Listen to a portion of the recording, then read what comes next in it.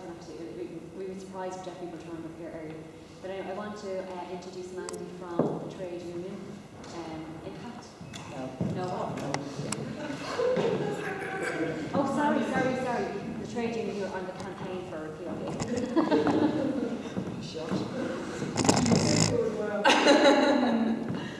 Hi, my name is Mandy La Combre, and I'm from Mandy Trade Union, and I'm part of a group called the Trade Union Campaign to Repeal the 8th Amendment. So our group has been together for 12 months, and we're affiliated to the coalition to repeal the 8th Amendment, but our own affiliates are Mandate Trade Union, Unite Trade Union, CWU, Dublin, CWU.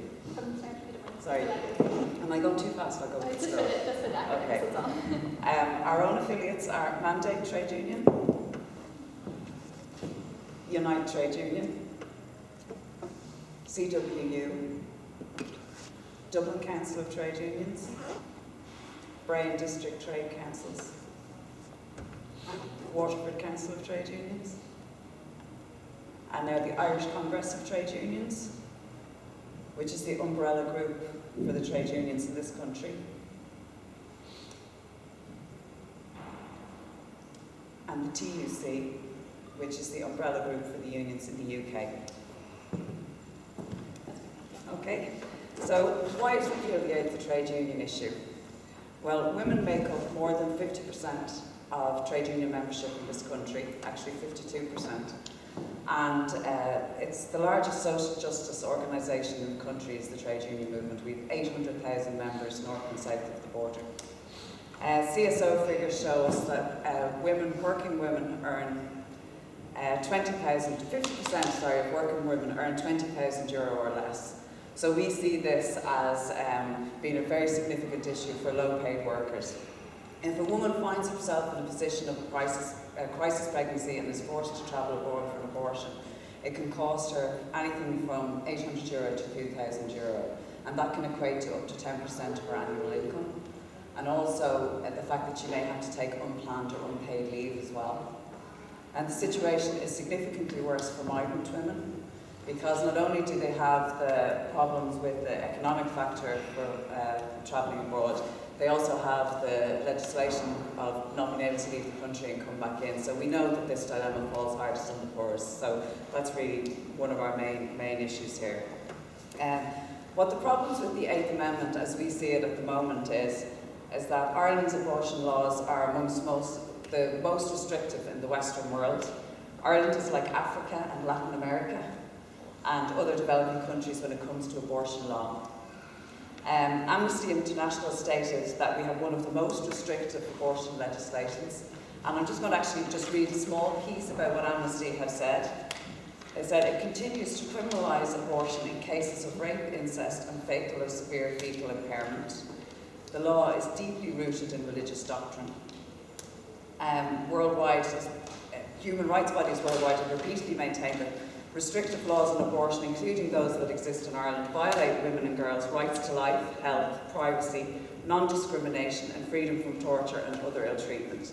And the recent reform to the Protection of Life During Pregnancy Act in 2013 has done little to help any of that.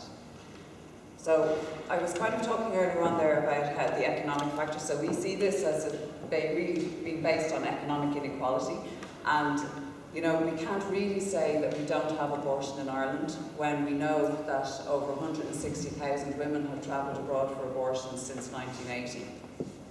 So it's really only those who can pay for it that can do it, and those who can't don't. And the hypocrisy of the amendment as it stands is that you're allowed to travel, but you're not provided for in your own country. So if a woman chooses not to travel and she tries to take abortion pills and procure them over the internet, she can face 14 years in prison, and so too can anyone who tries to help her.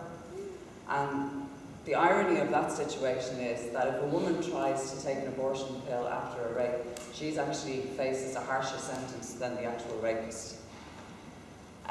We can't overemphasise how much of an equal rights issue is, and that's probably one of the main things for the trade union movement. We know that 12 to 14 women are travelling a day to the UK and further afield for abortions, and yeah, that's probably only probably a low estimate, because that's only the ones that we know about. But they're travelling for a medical procedure that they can't obtain in their own country. And there is no such restriction on any medical care to any man in this state, so it really is an equal equality issue for women. The amendment is also very restrictive to medical practitioners. They cannot act in the best interest of women, so I'm not going to go too much into detail about that because we have Patrick here to talk about that today. But the current law is threatening the lives and health of women, and the law guiding medical practitioners is so unclear and so restrictive that women who need abortions based on medical grounds are forced to wait until their condition deteriorates to the point of justifying any kind of intervention. If a woman is forced to carry a child while suicidal, it's kind of tantamount to reproductive slavery, and I wasn't going to go into too many examples of things, but the Miss White case last year that I don't know if people are aware of was a migrant woman who was a victim of rape, who was forced to have her baby, and she was suicidal. She was force-fed on a drip and given a C-section. And lest we forget about that case, the fetus in that case was afforded its own legal team in the High Court while that woman was suicidal and forced to have that baby. The 8th Amendment as it stands is a barrier to progress. It denies women any rights and dignity. It should not be really possible for strangers, either legal or otherwise, to make personal decisions on behalf of somebody else. What a woman chooses to do with her body should be her choice and her choice alone, and should not be a legal debate for legislators. There was a recent article actually I read by Julian Marcel that wrote an article in Broadsheet, and it's a pity I don't have the slides actually here to show you, because he actually did a colour coding of worldwide abortion laws and how they were restrictive and how non-restrictive. So they had basically, it was colour coded in green as being the least restrictive, amber being somewhat restrictive, and red being totally restrictive. And if you can imagine having a discussion about abortion with all the Western countries sitting around a table, there would be about 40 people. There would be all green, 2 to 3 amber, and Ireland is red, just way off there. So we are completely out of kilter and out of line with the Western world when it comes to abortion. Another significant thing would be that there is an overwhelming majority of Irish people now who want the law to be liberalised, so we're not really in keeping with what the people really want. Recent polls have shown that about 75% of people favour widening the grounds for abortion to include, for instance, cases of rape, incest or fatal fetal abnormalities, and conversely only about 14% of the entire population think that abortion should stay as it is. So we really are at the moment out of touch with what people are looking for. What percentage does it want to stay? 14, only 14 in the whole country. So it's a logical continuation from the marriage equality referendum on the road to making Ireland more socially progressive. Nothing bad or catastrophic has happened since the marriage equality referendum happened. In fact, Ireland has now seen, more positively and reported in a positive fashion around the world because of it. So what are we doing, our trade union group? So in the short time that we've been together, we've our strategies have been kind of practical and successful, somewhat. We're very specific in targeting trade unions, councils and activists, and we're very specific on repeal the 8th Amendment more so than abortion on demand. The perspective of some unions is to stick to workplace issues and not concentrate on human rights issues, so we have made some headway, but it is very difficult to try and break through in the trade union movement because of, I suppose it's a predominantly male movement really. There's not that many women really involved in it.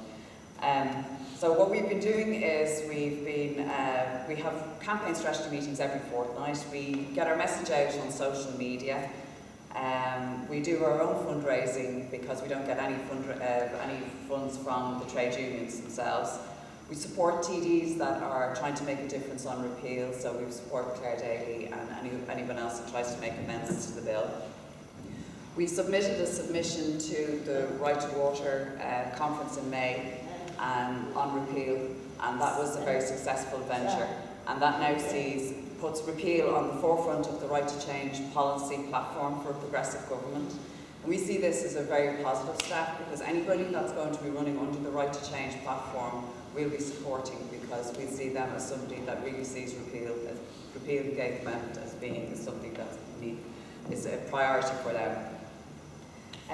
We recently secured support from Irish Congress of Trade Unions, as I said, the umbrella group from Ireland for the unions, and the Trade Union Confederation in the UK, which was a great thing as well, because the Trade Union Confederation in the UK, we were kind of surprised that they got in touch with us, because you know, they don't have anything to do with unions in Ireland, but they actually said that there's no trade union group in the UK that is trying to do anything on abortion legislation in Ireland, in Northern Ireland, and that we were the only group that was doing that, so they're very supportive of us. So the fact that we have the umbrella groups now for UK and Ireland, we're hoping this will make a difference for us to make some headways into the unions here. We've been meeting with politicians in the run-up to the elections. We've met with Sinn Féin, and they were very supportive. We're meeting Labour next week. Not too hopeful that anything's going to come out of that, to be honest, considering the fact that the length of time that they've been in government, and they've done very little on that. And you know, but anyway, we're trying to convince people and talk them around. We're also planning to do a more crossover with other groups that aren't specifically trade union groups, so like yourselves. So we're delighted to be speaking to you here tonight anyway, meeting other groups, and we're trying to establish links with the wider coalition to repeal the 8th Amendment as well, and we already have crossovers with migrant groups. And we're currently compiling lists of our supporters, sorting them into trade unions, areas and counties. So we're going to be giving sample motions to union members and going around and speaking to people around the country and encouraging them to take action and mobilise within their own trade unions so that they can bring their motions at their conferences to their trade unions and get them on board. So at the moment, I suppose what we're really focused on is the run-up to the election, because we see this as a high priority at the moment. We want to make sure that all our union members and all the members of the trade union campaign all know all about the 8th Amendment, are fully informed on all aspects of it, and encourage them to vote for individuals and parties that are going to make a difference on repeal the 8th Amendment in the forthcoming election. So that's really it, and thank you very much for having me, and I hope that's been informed. Thanks.